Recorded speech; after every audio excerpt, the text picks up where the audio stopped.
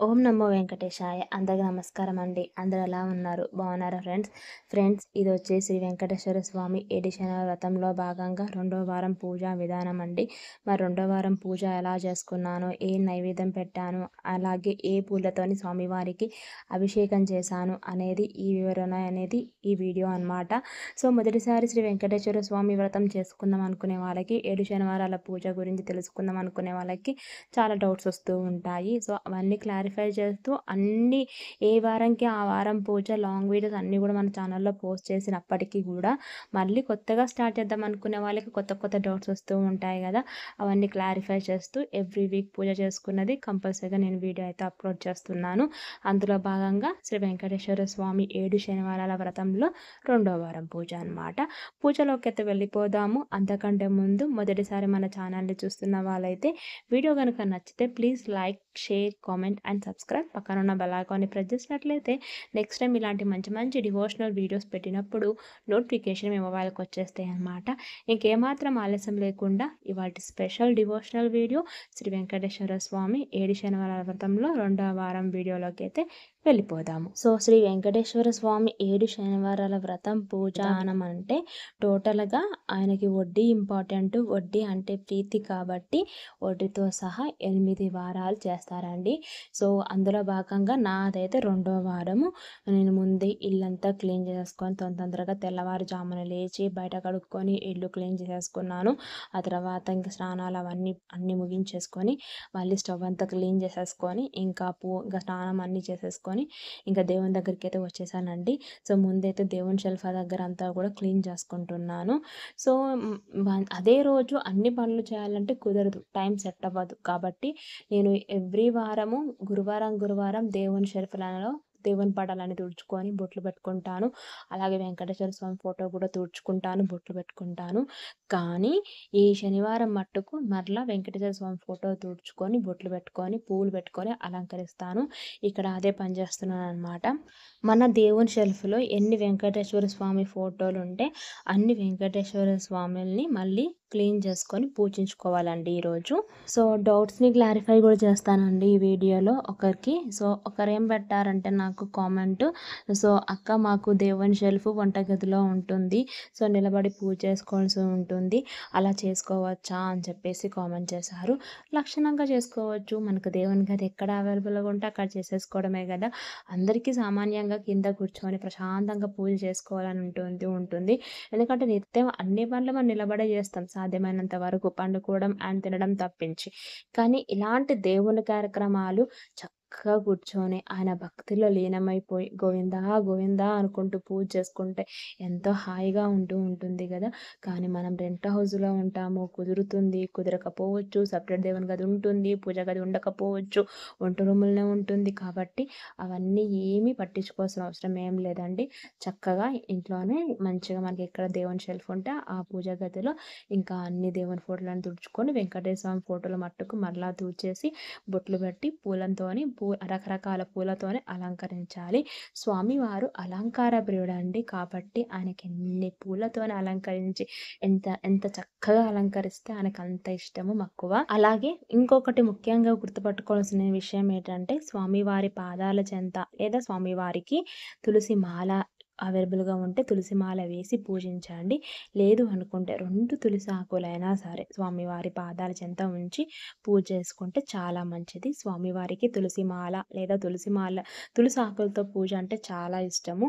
అలాగే నేను చిన్న చిన్న గులాబీలన్నీ తెచ్చుకున్నానండి స్వామివారికి అభిషేకించడానికి. గోవిందనామ చదువుకుంటప్పుడు స్వామివారి పాదాల చెంత ఉంచడానికి అవన్నీ రెడీ చేసి పెట్టుకున్నాను. స్వామివారి అలంకరణ అయితే కంప్లీట్ అయిపోయింది. ఇప్పుడు పిండి ప్రమిద చేసుకోవాలి, అలాగే నైవేద్యం చేసుకోవాలి.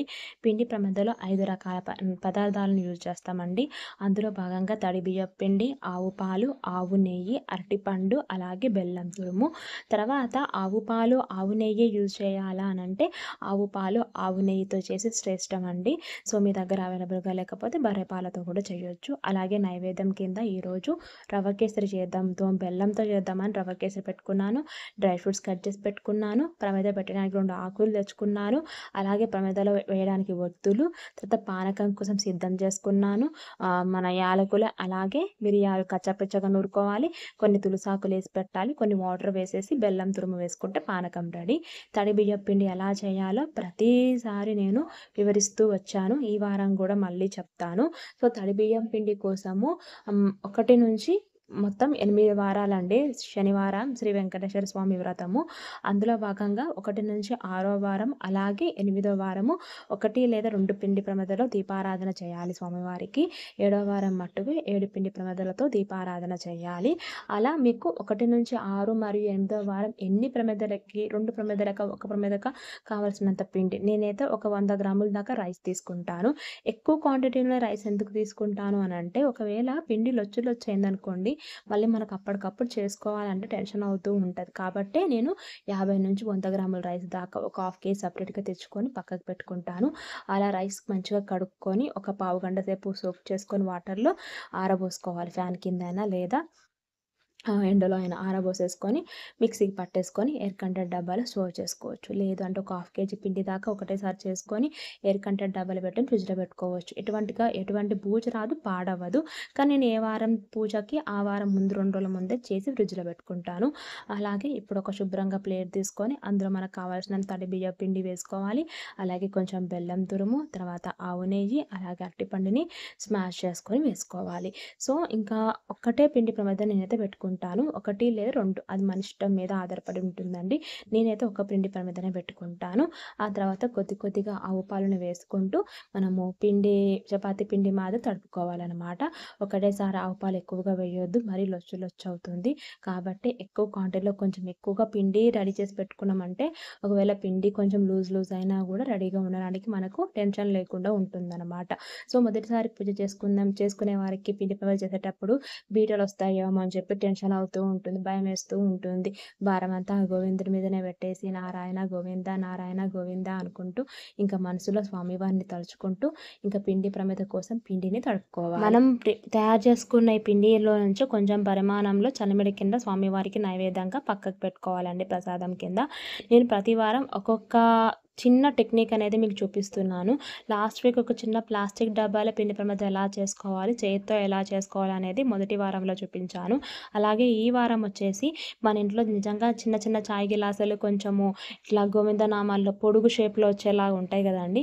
అటువంటి గ్లాస్ తీసుకున్నట్లయితే అందులో కొంచెం బియ్యపిండి ఎలాగో ఉంటుంది కదా!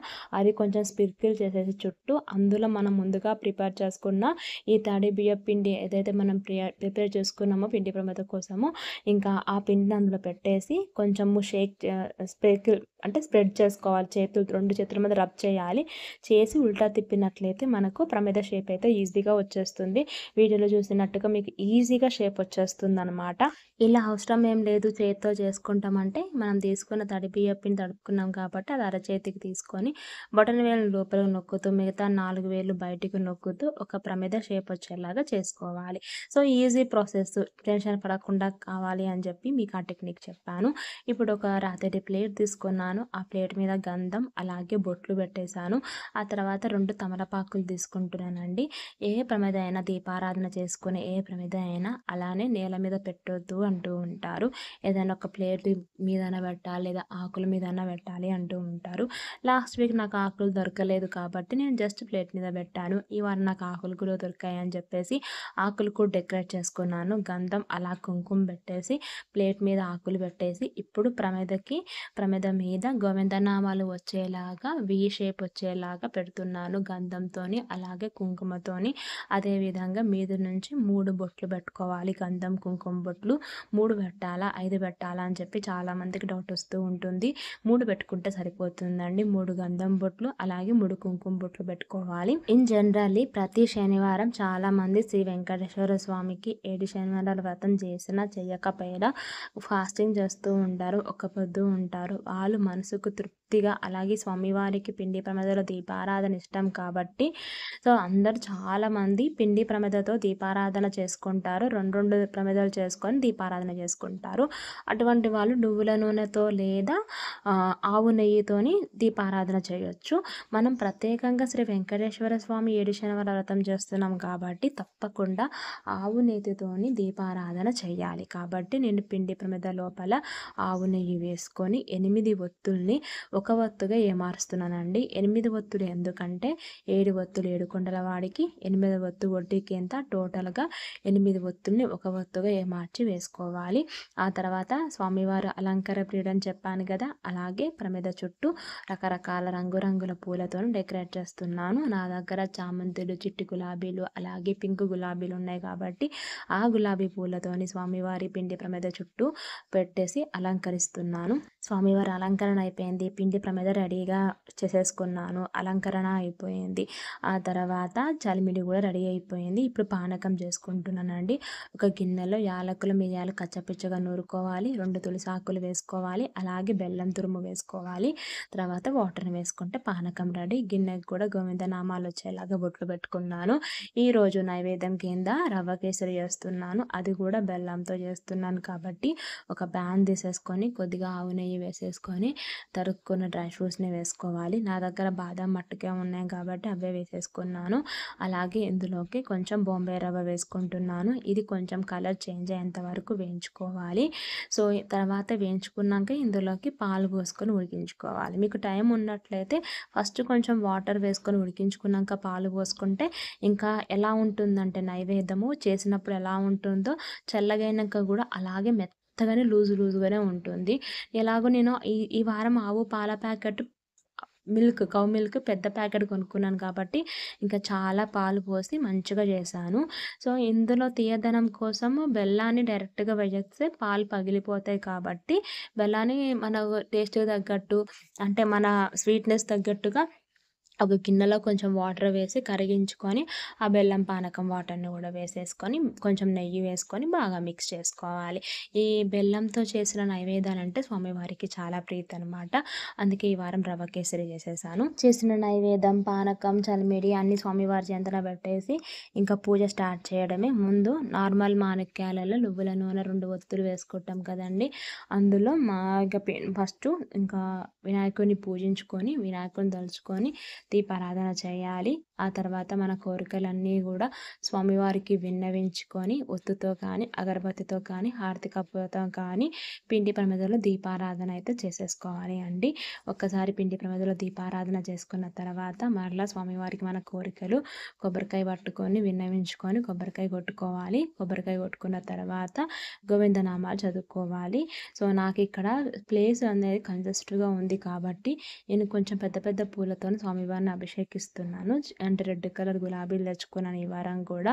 శ్రీనివాస గోవింద, శ్రీ వెంకటేశ గోవింద, భక్తవత్సల గోవింద, భాగవత ప్రియ గోవింద, నిత్య నిర్మల గోవింద, నిరమేఘ శ్యామ గోవింద, గోవింద హరి గోవింద, గోకుల్ నందన గోవింద, చివరిగా గోవింద హరి గోవింద, గోకుల్ నందన గోవింద అనే వచ్చే టైంకి ఒక్కొక్క పువ్వు స్వామివారి పాదాల చెంత ఉంచి ఇంకా పూజించుకుంటున్నాను అనమాట. మనకు స్పేషియస్గా ఉండి కింద కూర్చొని పూజ చేసుకోగలుగుతున్నాం అన్నప్పుడు ఒకటే పెద్ద ఫోటో పెట్టేసి అయ్యవారితో పాటు లక్ష్మీ అమ్మవారిని, వినాయకుడిని కూడా పెట్టుకోవాలి. పక్కన పెట్టుకొని పూజ చేసుకోవాలి. ఒక్కొక్క గోవిందనామం చదివేటప్పుడు ఒక్కొక్క పువ్వు స్వామివారి పాదాల చెంత ఉంచితే ఇంకా బాగుంటుంది. ఇక్కడ నాకు ఎక్కువ స్పేషియస్గా లేదు కాబట్టి ప్లేసు ఇలా చేసుకోగలుగుతున్నాను నేను. సో ఒక్కసారి గోవిందనామాలు అయిపోయాక స్వామివారికి హారతి నివేదన చూపించేసి అలాగే స్వామివారి పూజతో పాటు అమ్మవారు కూడా ఇంపార్టెంటే కాబట్టి లక్ష్మీ అష్టోత్తరాలు ఉంటాయి కదండి, 108 నామాలు, అవి చదువుకోవాలి. అవి చదువుకొని హారతి అయితే ఇచ్చేసుకొని ఇంకా ఒక్కసారిగా దేవునికి నైవేద్యాలు అన్నీ కూడా చూపించేసుకొని అలాగే పిండి ప్రమిదలో దీపం కూడా స్వామివారికి ఒకసారి చూపించి మనం కళ్ళకద్దుకొని మొక్కుకోవడమే. చాలామంది శ్రీ వెంకటేశ్వర స్వామి 7 శనివార వ్రతంలో కథ ఉంటుంది అంటూ ఉన్నారు. సో నేను కథ ఏం చదువుకోనండి, ఇంతే సింపుల్గా చేసుకుంటాను. స్వామివారికి ఏదో ఒక నైవేద్యం చేసి ఇల్లు క్లీన్ చేసుకొని పూజ చేసుకుంటాను. గోవిందనామాలు అలాగే లక్ష్మీ అష్టోత్తరాలు చదువుకొని పూలతోనే అభిషేకించుకుంటాను అనమాట. అలాగే ఇలాంటి ప్రత్యేకమైన పూజలు చేసిన రోజు తప్పకుండా తులసి కోట దగ్గర దీపారాధన దీపారాధన చేసుకొని కడపలు కడుక్కొని కనీసం ఒక్క కడపైనా కడుక్కొని ముగ్గులు వేసుకొని ఇంటి ముందు ముగ్గులు వేసుకొని అలాగే చక్కగా పూజ అయితే చేసుకుంటాను. నాకు ఇంటికి దగ్గరలో గుడి అవైలబుల్గా ఉంది కాబట్టి నేనైతే గుడికి అయితే వెళ్తానండి. ఒక్కసారి పిండి ప్రమిదలు దీపం కొండెక్కిన తర్వాత ఆ ప్రమిదను అక్కడి నుంచి తీసేసి అందులో ఒత్తులు పక్కన పెట్టాలి. ఒత్తులు ఎవరు తొక్కని ప్రదేశంలో చెట్టు మొదల్లో వేయాలి. అలాగే పిండి ప్రమిదలో కొద్ది పరిమాణంలో అందరం కూడా నైవేద్యంగా ఇంట్లో ఎంతమంది ఉంటే అంతమంది కొంచెం కొంచెమన్నా తీసుకోవాలి. నాకు మా పాపకి మా వారికి సరిపోతుంది. ఆ తర్వాత మిగతాది పక్షులకు కానీ ఆవులకి గోవులకు కానీ నైవేద్యంగా పెట్టొచ్చు. లేదా వాటర్లో కలిపి చెట్లకి వాటర్ పోయొచ్చు. కానీ ఆ నీరు ప్రారొద్దు, మనం తొక్కొద్దు. తొక్కుడు ప్రదేశంలో అది వేయొద్దు అని గుర్తుపెట్టుకోండి. ఆ తర్వాత నేను ఇంటి దగ్గరలో స్వామివారి గుడి ఉంది కాబట్టి వెళ్ళి గోవింద దర్శనం చేసుకొని అలాగే ప్రదర్శనలు చేసేసాను. ఆ తర్వాత ఒత్తులు చెట్టు మొదలు వేసి ప్రమిదని చిన్న గోవుకి ప్రసాదంగా పెట్టేసి దర్శనం చేసుకొని వచ్చేసాను అనమాట. సో అదండి శ్రీ వెంకటేశ్వర స్వామి 7 శనివారాల వ్రత విధానంలో 2వ వారం పూజ ఇలా చేసుకున్నాను అనేది లాంగ్ వీడియో అనమాట. వీడియో ఎలా ఉందో కామెంట్ చేసేయండి. అలాగే మొదటిసారి పూజ చేసుకునే వాళ్ళకి వెంకటేశ్వర స్వామి 7 శనివారం వ్రతం చేద్దాం అనుకునే వాళ్ళకి చాలా డౌట్స్ వస్తూ ఉంటాయి కాబట్టి మ్యాక్సిమం క్లారిఫై చేస్తూ అయితే వీడియోస్ అప్లోడ్ చేశాను. సో వీడియో కనుక మీకు నచ్చినట్లయితే please like, comment and subscribe. పక్కన ఉన్న బెల్ ఐకాన్ని ప్రెస్ చేసినట్లయితే నెక్స్ట్ టైం వీడియోస్ అప్లోడ్ చేసినప్పుడు నోటిఫికేషన్ మీ మొబైల్కి వస్తాయి అన్నమాట. ఆ వెంకటేశ్వర స్వామి దయ వల్ల మనం అందరం బాగుండాలి, అందులో మేము ఉండాలని మనస్ఫూర్తి కోరుకుంటున్నాను. సో వీడియో కనుక మీకు నచ్చినట్లయితే please like, comment and subscribe. పక్కన ఉన్న బెల్ ఐకాన్ని ప్రెస్ చేసి నా వీడియోస్ని ఆదరించి మా ఫర్దర్ వీడియోస్కి సబ్స్క్రైబ్ చేసుకోండి. అలాగే వ్యూ చేయండి. మరొక వీడియో అండ్ షార్ట్తో మళ్ళీ కలుస్తాను. అంతవరకు థ్యాంక్ యూ. బాబాయ్, నమస్తే. ఓం నమో వెంకటేశాయ.